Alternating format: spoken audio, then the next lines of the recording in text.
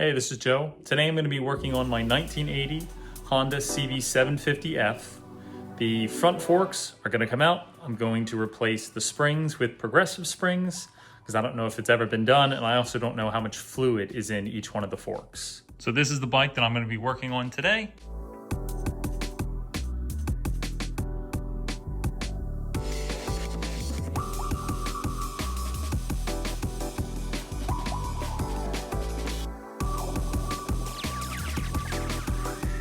Unfortunately, I couldn't get the bike jacked up and the front lifted, so I'm going to use my engine hoist instead to get the front up off the ground. All right, so I've got it wrapped around the neck. I'm just going to secure it in the back of the bike. All right, so the back of the bike's secure. So let's see if we can gently lift up. All right, so that worked. Front wheel's off the ground. So we need to take off brake calipers from both sides. So it's a couple bolts, and then we can unscrew the bottoms of the forks, and then we can pull out the axle rod, and that will allow us to get the wheel off. Those are 14 millimeter, and then we'll also get these off. These are 12.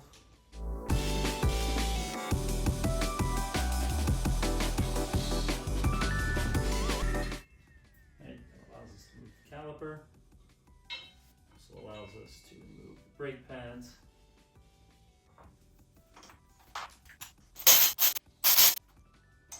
Okay, we're going to top the bottom bolt.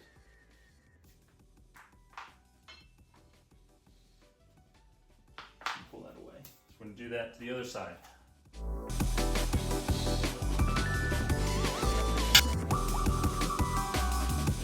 We're going to loosen these pinch bolts, and then we should be able to drop the fork down. Also, this is an aftermarket headlight that's also clamped to the fork, so I need to loosen that as well.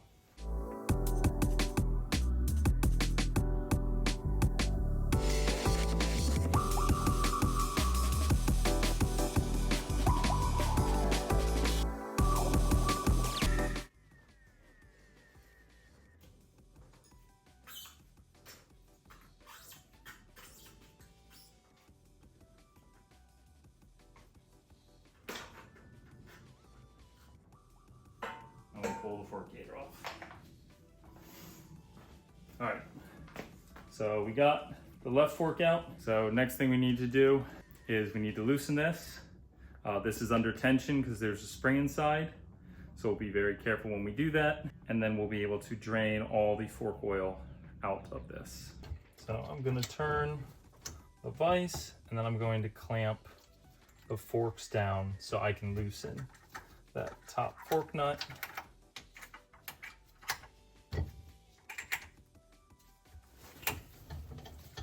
Okay, I have these soft jaws in here. They will help hold it. I'm just going to do this to get it started. It is easier to start if this is on the bike.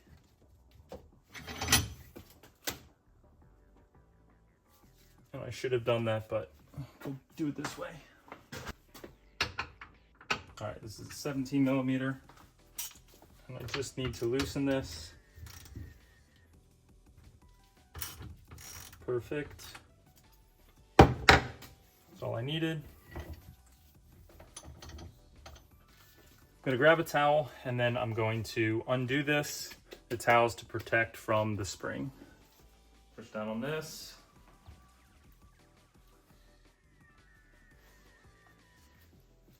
I'm going to put the towel over.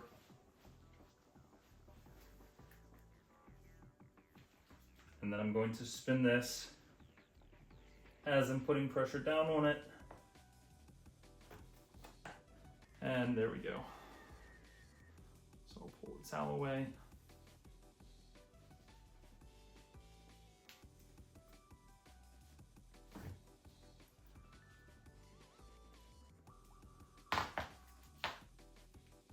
And here's the spring. So we'll check the orientation of the spring. The spring looks like it's it's not tapered anywhere from what I can see. So put this in, and then I will drain all of this fork oil. I'll let this keep draining a little bit. It does look like a pretty thick fork oil, probably thicker than we need. All right, so there is a bolt at the bottom of this, and it's a 6. So what I'll need to do is, I'm gonna put this back in the vise so I can loosen this.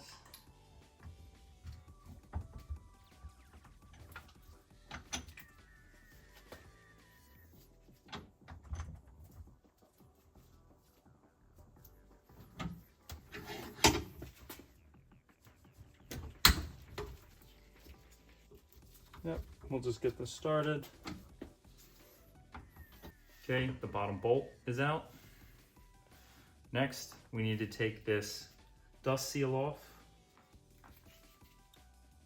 So put flathead screwdriver in there. Being careful not to mar up the fork. Switch to a larger flathead. Get this off. We have a replacement dust seal. And then inside, we have a ring that we need to get out.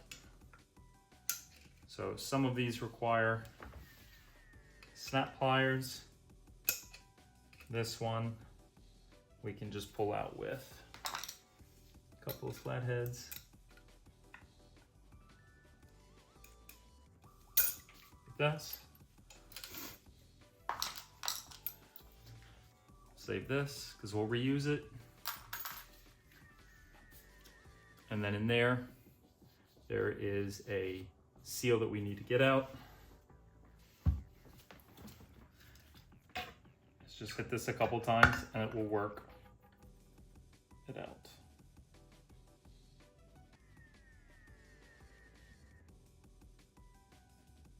Actually, this just pulls right out.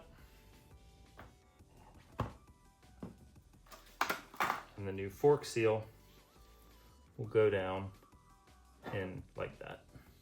So what we need to do is remove that one. So what I'm going to use is a slide hammer to get out that seal. Now I could spend a bunch of different ways to get that out. I'm going to hit it with a little bit of heat first, and then I'll use the slide hammer to get it out the rest of the way. So slide hammer is really nice when you're trying to remove something that's in a difficult position and you feel like you can't get enough leverage under it. There's a bunch of different configurations you can use with the slide hammer. This is the one that I found works the best. We're going to point all of these outward because this is going to fit in. We're going to spin this top down. It's going to push the claws out, and then it's going to grab the seal to get it out. Okay, I'll go on first. And then what we're going to do before we screw this down, we'll take the fork and we'll put it back in the vise, and that will give us something that holds it. Put a paper towel at the bottom because there's still fork oil in there, so I don't want it to drip all over the place. I want to make sure this is in securely. Okay, we'll hit this with some heat first.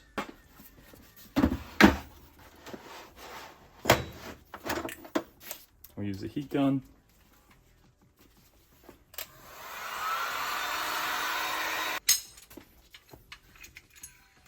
I'm using a slide hammer.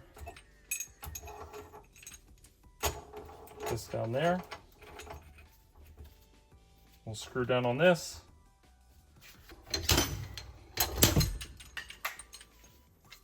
There we go. All right, so we got the seal out.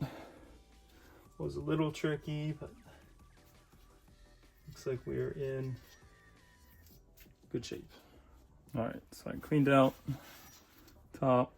Does look like somebody else has been in there before, probably trying to get the seal out. So I got a new set of progressive fork springs because I don't know what type of springs were in there. So these are what we will install. So here's the new spring. Here is the old spring. So it's a little bit shorter. And then what we'll do at the top is we'll add a spacer, and then we have a washer. Now to help clean them, you really don't need to do this, but it would be nice to get all the oil out and just make sure there's no debris. So I have this little grabber. I attached it to a shop towel, and I'm just going through and making sure we get the majority of the oil and then any debris out of there.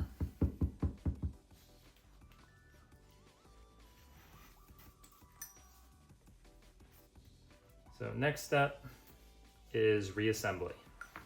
Now, some kits do have replacement parts for things like this plastic washer, and then we have this little spring.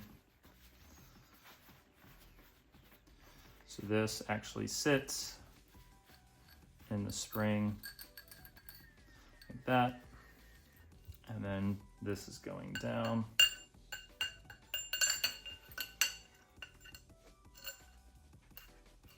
like this.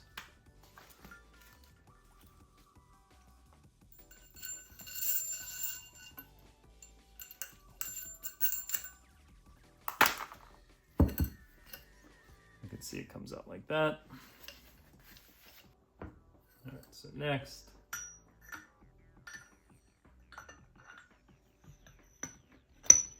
this is going back in there. Make sure there's no debris. And then we need to get this back in the bottom. So yes, copper washer is on there. And I may actually have a replacement for this washer. So I do have a copper set. So that was an M8 12 by 1. Okay, I'm holding the other end of the spring, so it's putting pressure on the piece it's screwing in. And what I'll do is I'll tighten this.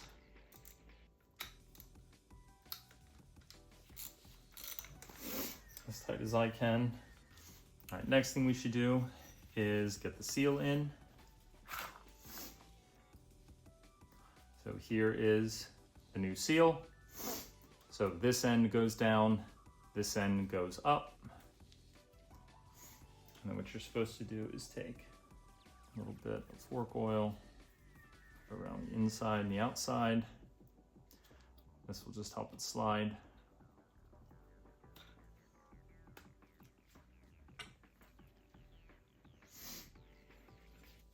And then we're going to push this down as far as it can go. And then we're going to use a fork seal driver to knock this in the rest of the way. Okay, here's my fork seal driver. What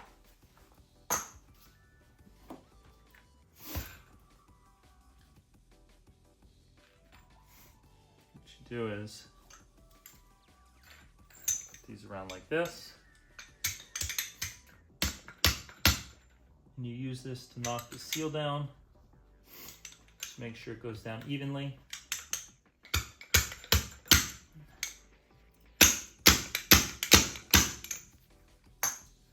Okay, and once the seal is down far enough, you should see that little lip. And then you can take this snap ring, you can push this back down, and then this is going to hold the seal in place. So you want to make sure the ring is seated all the way around, and that's how you know the seal is down far enough. And then you can take the dust seal, and this goes down all the way around. And this should seat. Oh, should be able to push that down. That looks good. Okay, should have smooth action. Next, we need to fill it up with oil. All right, so the manual said 6 ounces in each fork when you're doing a change. So I'm putting in 20 weight.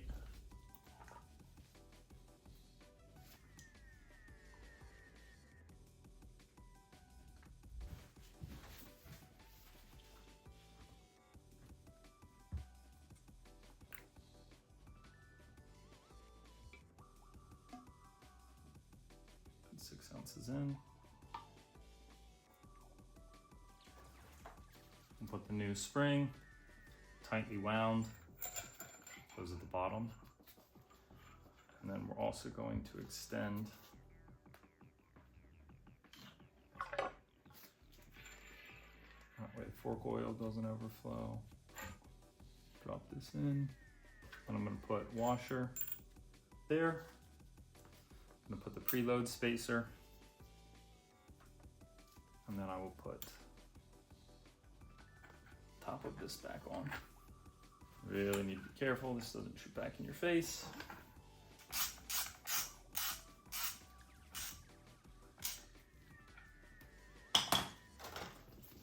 Okay, we'll tighten that down. And then I will torque down these to spec. Okay, this bottom nut is 8 to 12 Newton meters.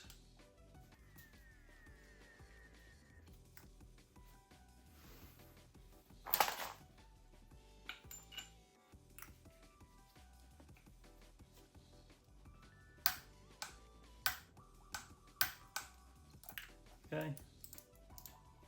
This top cap is 15 to 20, so I'll tighten this down once it's back on the bike.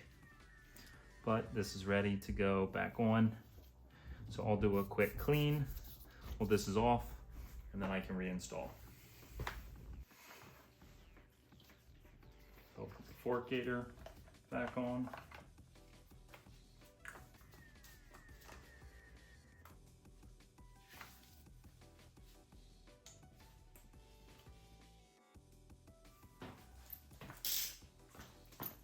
We're going to torque this to 26 foot-pounds. Supposed to be 22 to 29.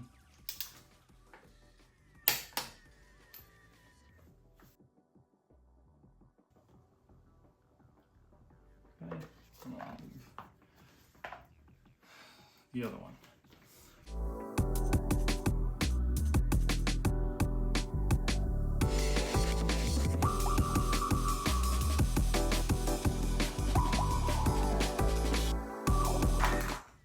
Forks ready to go back on. All right, now that these are back on and situated, I can put the front wheel back on and then start adding back on all the brake calipers and everything.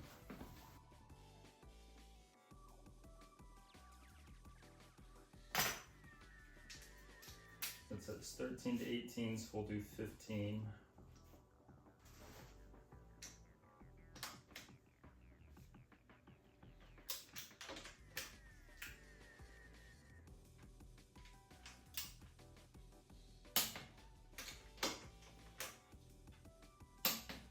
Okay. 15.